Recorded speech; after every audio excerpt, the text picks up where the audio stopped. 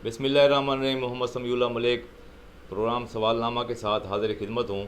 मेरा आज का जो मौजू है वो ख़ुसूसी तौर पर हालिया जो बेट मीर ज़ार से एक नौजवान को अगवा किया गया है, मलिक मुनीर अहमद कल्लू को, उस हवाले से ये वीडियो बना रहा हूँ मैं आज।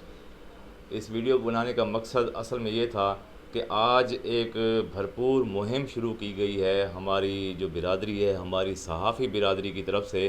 ख़ास तौर पर सरदार हबीबुल्लाह खान चंगवानी, अब्दुल लतीफ़ जोया और इसके अलावा डॉक्टर खलील अहमद लाड़, इन तीनों ने, और नुमान लगारी, इन चार लोगों ने ख़ास तौर पर कोशिश की है जो मगवी है मलिक मुनीर अहमद कल्लू, उसकी रिहाई के लिए जो तावान की रकम तलब की गई है कच्चे के डाकुओं की तरफ से, 1.5 करोड़ की रकम अगर वहाँ से डिमांड आई है, तो ये लोग कोशिश कर रहे हैं कि किसी तरीके से वो डिमांड हम पूरी करें। और इन्होंने अपनी तरफ से एक एक दुकान पर चक्कर लगाया है बेट मीर ज़ार में, और हर जगह ये गए हैं। यानी कि अपनी ज़ात की खातिर नहीं गए, बल्कि उस मगवी को किसी तरीके से डाकुओं के चुंगल से आज़ाद करवाने के लिए गए हैं।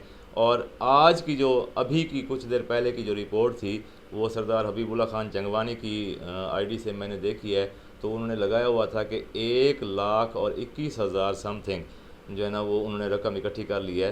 तो ये सहाफ़ी बिरादरी ही है जो हर शख्स के, हर पूरे माशरे में हर शख्स के काम आती है। जबकि हमारे जो लोग हैं वो अक्सर इन सहाफ़ियों को, जो हमारी बिरादरी है पूरी सहाफ़ी बिरादरी, इनको अक्सर बुरा ख्याल करते हैं। इनको बुरे बुरे अलकाबात से नवाजा जाता है कि लिफाफा सहाफ़ी हैं, या एक चाय की प्याली पर बिक जाने वाले हैं, या मतलब 100-200 के पीछे ये अपनी सहाफ़त करते हैं।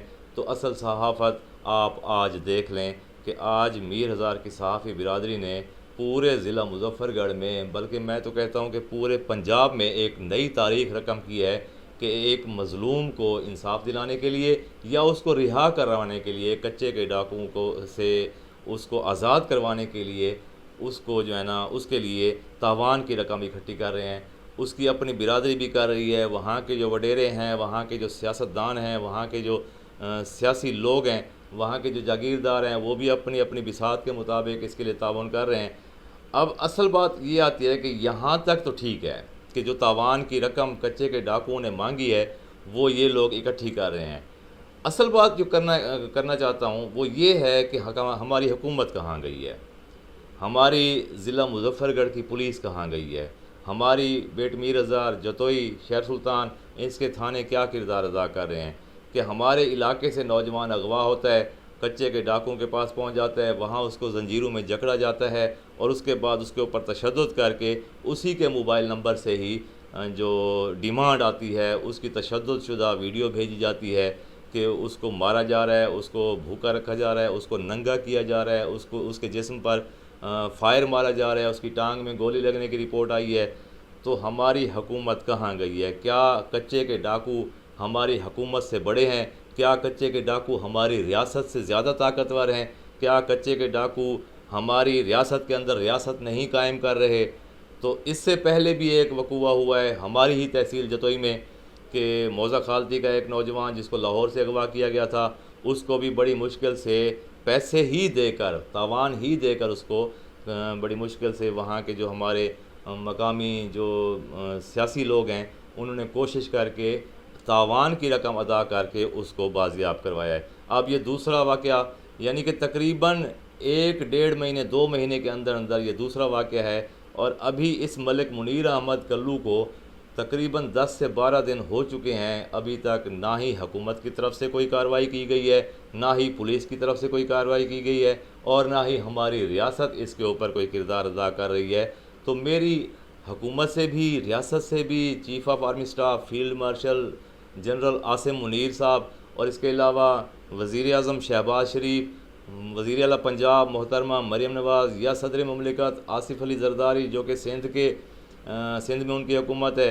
कच्चे के डाकू क्या करते हैं कि यहाँ से मुख्तलिफ़ इलाक़ों से वो नौजवानों को हनी ट्रैप के ज़रिए अगवा करते हैं, और उसके बाद सिंध में ले जाकर वहाँ उनको बांध कर उनको तशद्दुद का निशाना बनाया जाता है, और उसके बाद तावान की रकम मांगी जाती है। अगर तावान की रकम मुकर्ररा मियाद तक, जितने वो दिन देते हैं, वहाँ तक मिल जाती है तो ठीक है, वरना खुदा न खास्ता उस मगवी को मार दिया जाता है। तो क्या हमारी जो आम लोग हैं, इनकी ज़िंदगियां, इनकी जानें इतनी सस्ती हैं कि इनके ऊपर रियासत अपना किसी किस्म का भी कोई किरदार अदा नहीं कर रही? क्या कच्चे के डाकू हमारी रियासत से ज़्यादा ताकतवर हैं? तो ये एक लम्हा फ़िक्रिया है हमारी हुकूमत के लिए, हमारी पुलिस डिपार्टमेंट के लिए, हमारे आईजी पंजाब के लिए, हमारे सीसीडी डिपार्टमेंट के लिए। ये एक लम्हा फ़िक्रिया है हमारे रियासती इदारों के लिए, तमाम इदारों के लिए। उसमें पाक फ़ौज भी आ जाती है, हमारी पंजाब पुलिस भी आ जाती है, इसके अलावा हमारी वफाकी पुलिस भी आ जाती है कि हमारे जो लोग हैं वो कीड़े मकोड़े नहीं हैं, वो इंसान हैं, उनके अंदर भी जान है। तो अगर यही मलिक मुनीर अहमद कल्लू की जगह अगर किसी बड़े सियासतदान का कोई बेटा होता, किसी बड़े अफसर का कोई बेटा होता, तो क्या वो रियासत अपना किरदार उसके ऊपर अदा करती? आज मलिक मुनीर अगर एक पसमानदा इलाके से एक गरीब शख्स का बेटा है, तो उसके लिए रियासत, पुलिस या हमारी जितनी भी इंतज़ामी मशीनरी है, उनकी तरफ से कोई किरदार अदा नहीं किया जा रहा। तो मैं ये अर्ज़ करना चाहूँगा कि मुट्ठी भर कच्चे के डाकू इतने ज़्यादा पावरफुल क्यों हो गए हैं? क्या उनकी सहूलतकारी कर रहा है कोई? क्या उनकी बैक पे कोई ऐसी बड़ी शख्सियत, कोई ऐसा किरदार है जिनकी वजह से वो बेधड़क अपनी कार्रवाइयाँ कर रहे हैं? और ये कार्रवाइयाँ रोज़ बरोज़ बढ़ती जा रही हैं कि तावान की रकम अदा होगी तो ही मगवी रिहा होगा, वरना मगवी को मार दिया जाएगा। तो मेरी तमाम हुकूमत पाकिस्तान से, हुकूमत पंजाब से, हमारे तमाम इदारों से, फ़ील्ड मार्शल साहब से और इसके अलावा वज़ीर आला पंजाब से ये गुजारिश है कि मलिक मुनीर अहमद कल्लू की रिहाई में ख़ुसूसी तौर पर दिलचस्पी लेकर अहम किरदार अदा करें। और हमारे जो सहाफ़ी भाई या वहाँ की जो कल्लू बिरादरी और वहाँ के जो मकामी लोग हैं, वो अगर चंदा इकट्ठा कर रहे हैं, अगर तावान ही देना है तो हुकूमत उनकी मदद करे, हुकूमत की तरफ से उनको तावान भरने में मदद की जाए, कुछ हुकूमत माली इमदाद करे। अगर हुकूमत एक्शन के ज़रिए किसी मगवी को रिहा नहीं कर सकती, तो फिर तावान अदा करने में उनकी माली इमदाद ज़रूर करे।